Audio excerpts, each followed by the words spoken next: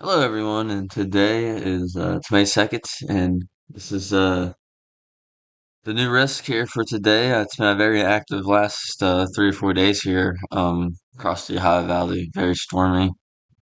Um, very stormy the last few days, and it's going to continue the next few days.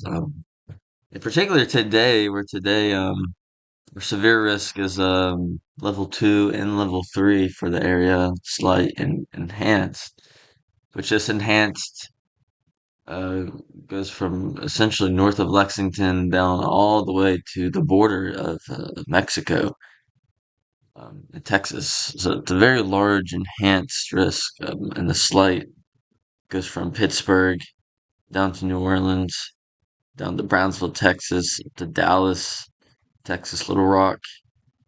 So, and not to mention the marginal going all the way up to Vermont, um, and again down to Fort Stockton, Texas. So a very large, severe risk today. Um, but again, we're going to be focusing on this section really from Pittsburgh south to down to sort of the Nashville region. I'm going to be focusing sort of this area today. Um, Sort of interesting setup today. Um, a few model discrepancies, especially um, with the NAM and the HRRR, um, which we'll sort of talk about in this video. But there also, I do think that there's going to be a prefrontal sort of round of storms across the sort of far western Ohio to central Ohio, even parts of, I even think eastern Indiana, even like in this just general thunderstorm risk, um, right in through here maybe. But yeah, right through kind of Evansville up through Columbus. Maybe not that far south, but definitely sort of maybe Louisville up through Columbus. A little bit westward here. Possible for some isolated to scattered thunderstorm development, which I will also show you guys here soon. Um, but our main threat really comes through tonight, this evening, and through tonight across upper Tennessee Valley and then lower Ohio Valley. Um, Mainly for a damaging wind threat. Here's our tornado threat. There is a 2% risk. However, the lack of low level shear makes really any sort of chance very, very low, very minimal. Um, while our 3 Cape is high in a lot of these areas across the Ohio Valley, I don't, again, with no low level sort of turning or shear or speed or anything, you're not gonna have much luck with tornadic development. So, um, while 3 Cape is pretty high, between 100 and 150, really across much of the Ohio Valley today, um, it's only gonna really just support larger updrafts for maybe larger hail up to an inch and a half. Um, but here's our wind risk here, and we can see that 30% risk stretching up north of Lexington down through near the border. Again, it's a wind-driven sort of enhanced risk here, and we do have that 15% sort of sliver of hail here down from really Pittsburgh down south down to Nashville. Also included Huntington, West Virginia, Louisville, and Cincinnati. So again, those higher 3 Cape values, which will be kind of situated in this sort of 15% yellow shaded risk here. Um, could contribute into larger hail with those higher up drafts that that 3 cape provides. And I will again sort of show that 3 cape here soon.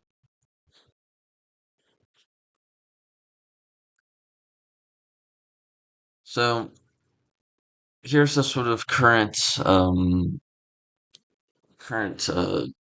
situation we have here. Sort of a surface analysis of where low pressures, high pressures are at, cold fronts are at here.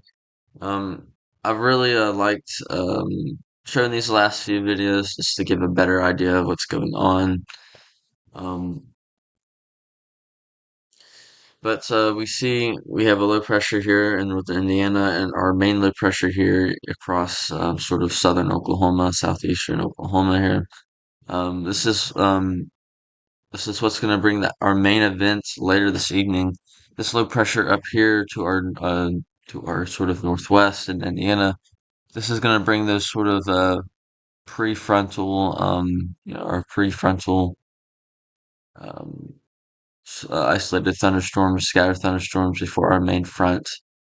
Low pressure sort of advances this front eastward here.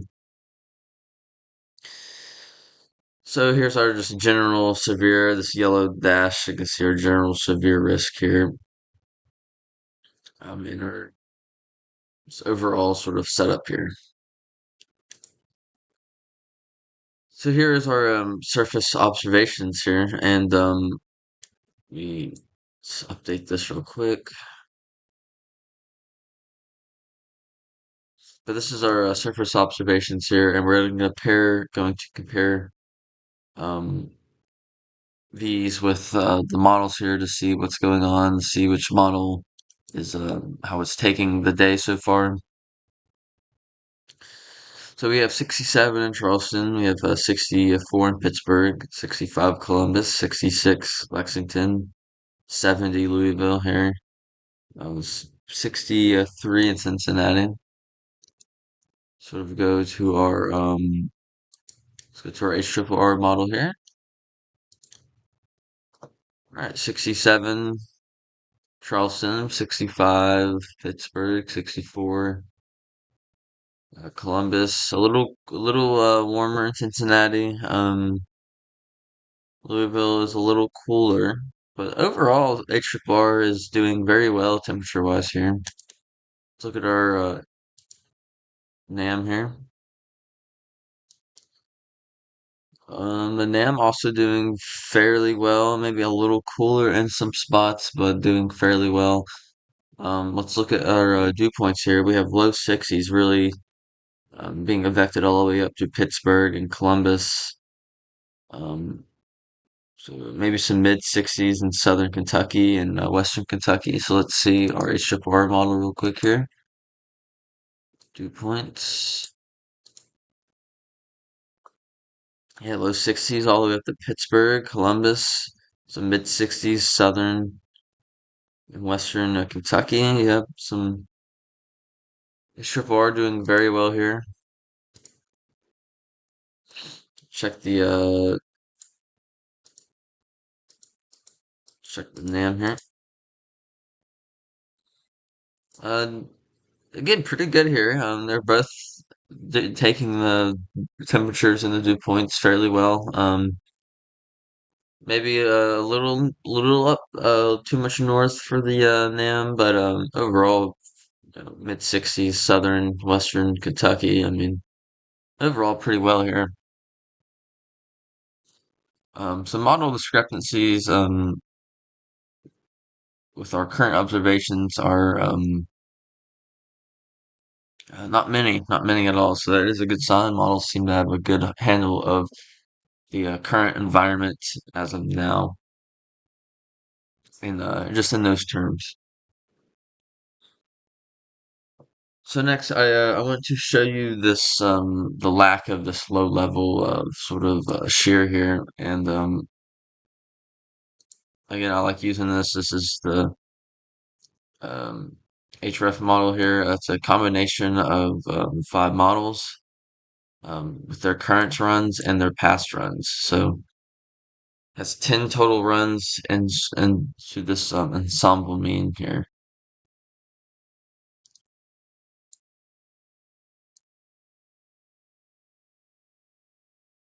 So this is about 1 p.m. today, and we can see our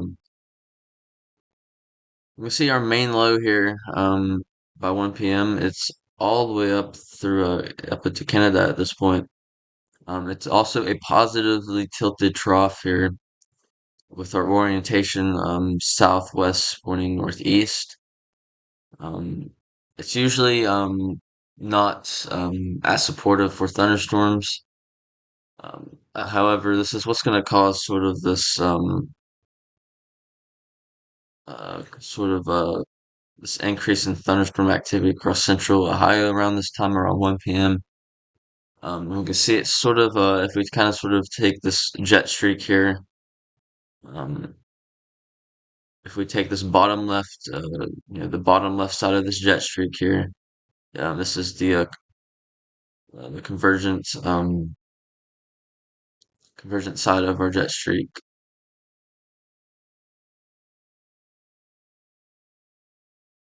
Sorry about that. So, as I was saying, our jet streak here, if we take the if we take the four quadrant model here, um, um, this bottom left quadrant here would be, I believe, I said convergence, but it would be divergence, which would lead to that rising air and increased thunderstorm activity. It's divergence. Convergence is this top left sort of quadrant and the bottom right sort of quadrant here. Um, but this divergent part of our jet streak is going to be located across central Ohio, and that's going to be causing our increased thunderstorm activity. So this is 1 p.m. and we can see our main low pressure for this evening to cause the main risk for the evening here is now across northeastern Ohio, and it has a little bit of a low level sort of winds with it, base of this little shortwave. But as we move on through the evening here at 7 p.m., we can see um, barely even reaching 30 knots. So yeah, we have no low level spin, no low level shear, really at all across the Ohio Valley, and really even through the Tennessee Valley, where 30 knots isn't really amazingly great.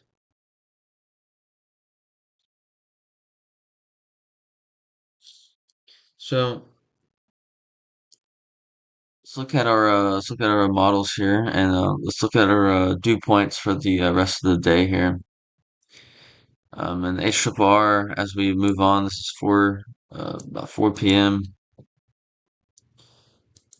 I'll do about 2 p.m. here. We can see our sort of warm sector here. Low 60s sort of expanding from far western West Virginia all the way up through northern Ohio, down through much of Kentucky. And then our mid 60s sort of creeping in through southern Kentucky from Tennessee. If we move around 7 p.m. here, we still see our warm sector across central Ohio, far western West Virginia, much of Kentucky still, much of Tennessee, where high 50s, low 60 dew points are still there. And then we move on throughout the evening, and they sort of stick around the upper 50s for the most part. Let's look at our NAM model here. And 2 o'clock has a more of an expansive warm sector going all the way up through western PA.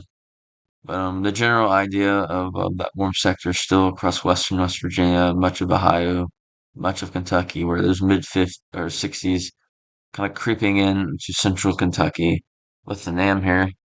So a little bit more bullish with the dew points later on, and that's kind of the biggest difference here, where we have some mid 60s wanting to advect all the way up to really southern Ohio. where the HRRR was barely getting those mid 60s into southern Kentucky. So that kind of difference can mean um, a good bit with the strength of thunderstorms, especially when that prefrontal sort of event happens across Ohio and southeastern Indiana.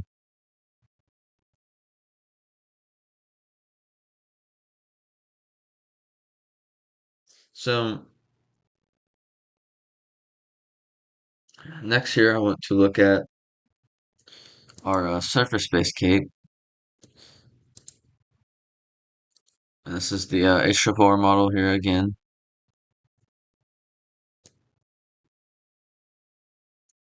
And by 2 p.m. here, according to the HRR model, um, a good solid, again, another indicator of our solid warm sector here from western West Virginia, same locations, much of Ohio, much of Kentucky, where values of 2,000 joules per kilogram possible all the way up through Youngstown, Ohio, down all the way through Nashville, where values could even be a little higher.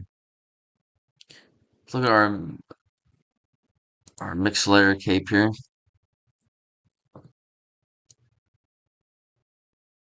Again, sort of at the same time here, 2 p.m. Again, nice sort of mixed layer cape here, around 1,500 joules per kilogram, all the way up through Youngstown, all the way down through Nashville. Solid. It is definitely solid. We move on through the evening here. By about 6 p.m., a lot of that mixed layer cape sort of um, gets eaten at by convection. We do see some left over in northern Kentucky, where values of about 1,200 to 1,500 joules per kilogram exist. Um, let's look at our the surface-based cape for around this time, for around 6 p.m. Again, your best instability is going to be sort of um, northern Kentucky around this time, just because of where convection hasn't sort of used that fuel yet. So, this HRRR, look at our NAM real quick here. Got our surface-based cape here. It's going to be probably more bullish here. And yeah, by 2 p.m. it has 3,000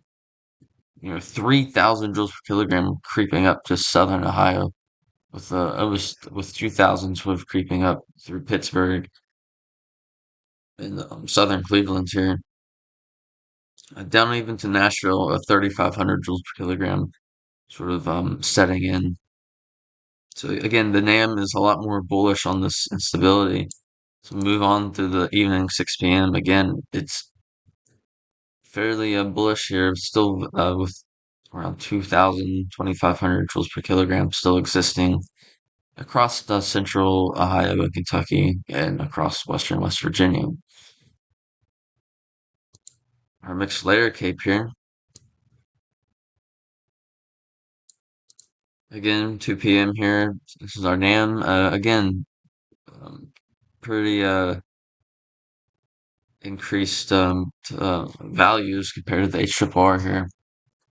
Um, where over 2,000 joules per kilogram is affecting up through central Ohio at this point. As we move on through the evening here, that sort of fizzles out, but again, still some nice values across central Ohio, Kentucky, and western West Virginia. So our instability has sort of uptrended the last few runs with just the timing of the system here. So it's allowed some more of daylight heating to sort of take place, instability to sort of build in, and that's kind of why we have that slight risk now all the way up through Pittsburgh, essentially. So I do want to look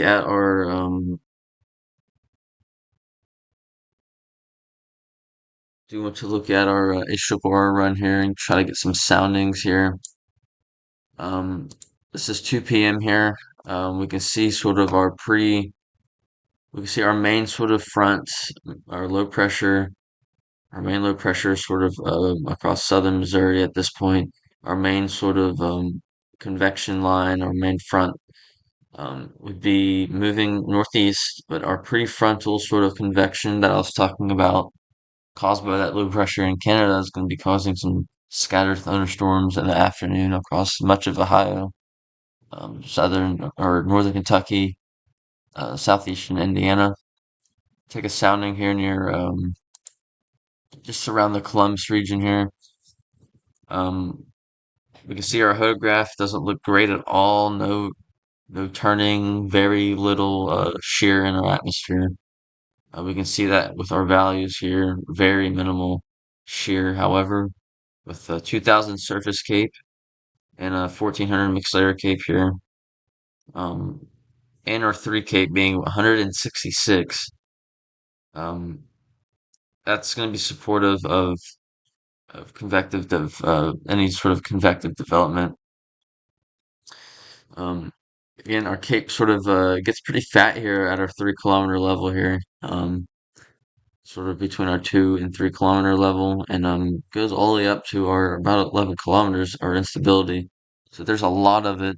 Um, we can see our very little turning of winds in our atmosphere, and very light winds to be at that. So um, something that's also mentioned is our surface to 3 kilometer above ground level lapse rate being 8.5 Celsius per kilometer.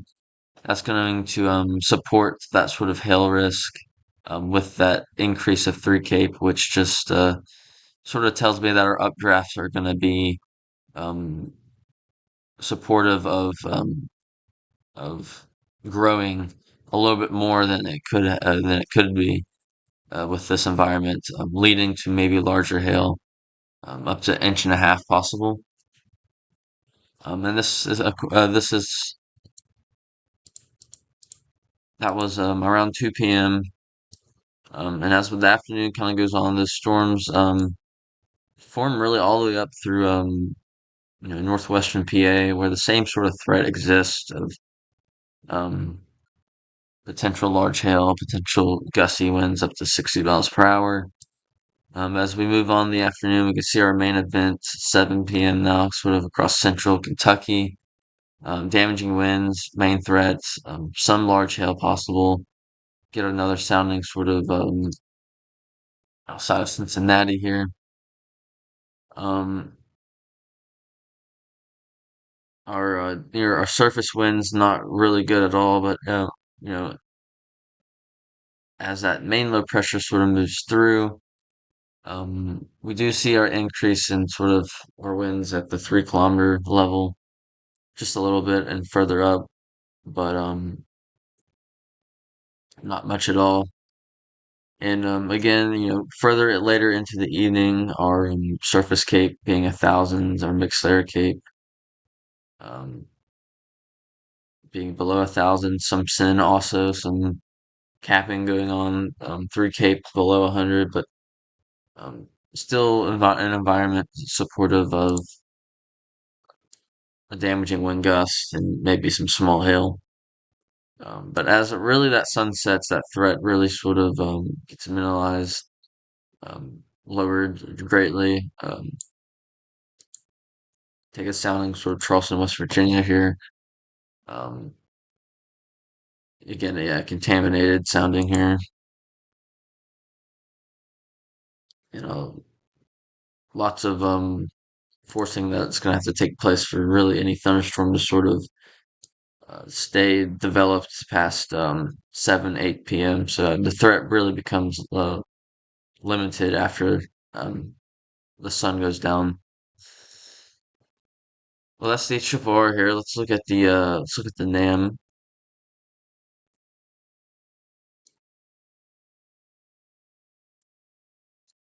Again, by about 2 p.m., again, our scattered, isolated convection kind of setting up here. Let's take a sounding sort of outside Columbus again. With, again, you can see the uptrending cape that the NAM has. It also has the 3 cape over 200, which is pretty crazy. And then our mixed layer cape over 2,000. Um, Lapse rate 8.3, again, supportive of hail, especially with our 3 Cape. But with the 3 Cape being this large, the uh, the NAM sounding here is actually spitting out maybe a potential for a quick spin up just due to the surface vorticity 3 Cape can produce. But we can see our fat Cape here, really all the way up to 12 kilometers, and our hodograph looks pretty messy. But overall, it's other than the Cape, it's sort of the same idea here. If we move on, this is around about 4 o'clock here. Again, that sort of scattered storm threat exists for really central Ohio up through northwestern PA. And then our main threat sort of comes across at the same time, western Kentucky, and by 7, 8 o'clock, central Kentucky, and really starts to fizzle out for the most part after dark, with maybe just an isolated chance for a strong scattered thunderstorm um, after hours across West Virginia and southern Ohio.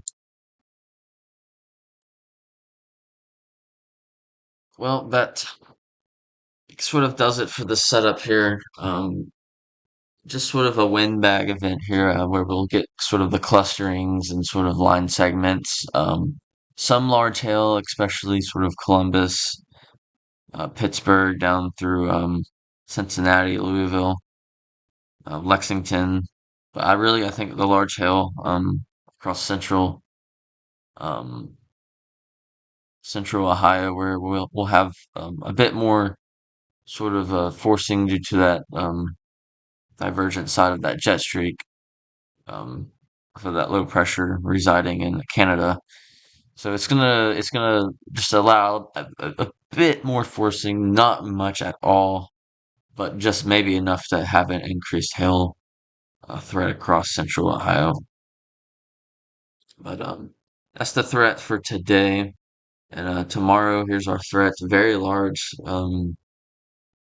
expanding from northern Florida, that panhandle, all the way up to Boston, and including the Ohio Valley again, and the Carolinas. So I'll be having another video tomorrow, just briefly sort of talking about that setup, and then our day 3 sort of just focused on the South Carolina coast, central, including Columbia and Savannah, Georgia as well. But until then, guys, I will talk to you guys later.